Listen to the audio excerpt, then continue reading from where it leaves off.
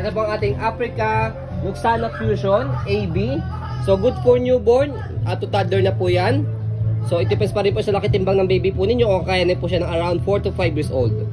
Okay?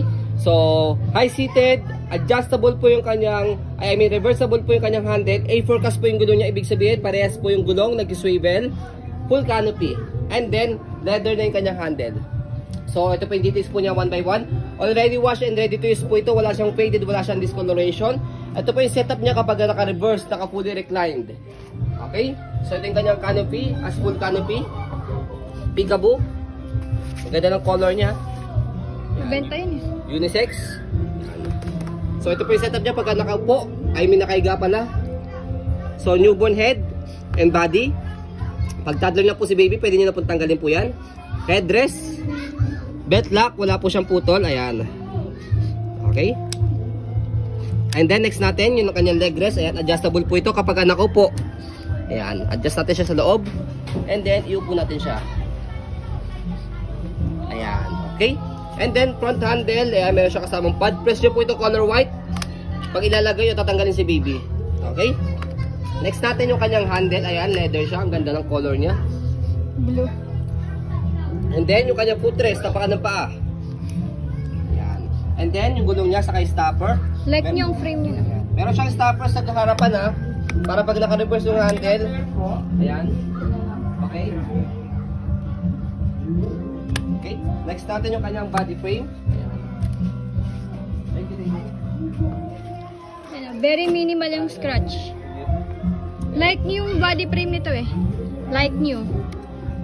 So, ganda ng body frame niya. Like new body frame. Like new condition pa. Next natin yung kabilang side ng body frame. See, walang masyadong scratch. Yes. Pero kung gusto niyo naman po ng walang scratch, brand new na po yung bilhin po ninyo. Ayan. Yun nga lang po, ang brand new po price 34. sa 34,000 po. Ayan. Okay?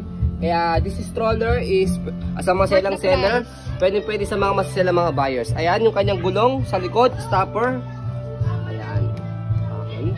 And then, yung kanyang basket. Tapos, dito siya ina-adjust. Kapag gusto niyo po siya iupo, hatakin niyo po itong dalawa. Pag gusto niyo naman po siya ihiga, shoot yung daliri niyo rito and pull down.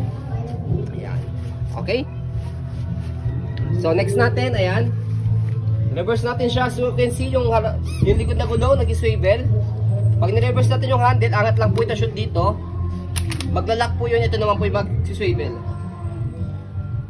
Ayan. Okay? Ang purpose po niyan for easy maneuver. So before we fold, stroll muna natin to make sure na wala siyang problem regarding sa kanyang mechanism. Ayan. Okay? Sobrang smooth niyang i-maneuver. Ayan. Okay? So next natin sa pag-fold po sa kanya, ganito lang. Sa handle, naka-unlock, red. Press yung likod. Angat, and then pull down. One hand fold, one hand open. Hindi po kayo mahihirapan. Sa pag-open, ganun lang din. Unlock, press yung ilalim. Angat yung likod, tapos bubuka. See? Walang kahirap-hirap sa pag-open saka sa pag-fold. So, ayan po, as you can see, very details po kami sa ayan pong pag-video. Kasi kami shop policy, no refund, no exchange. What you see is what you get. So, maraming salamat. Have a nice day and God bless po.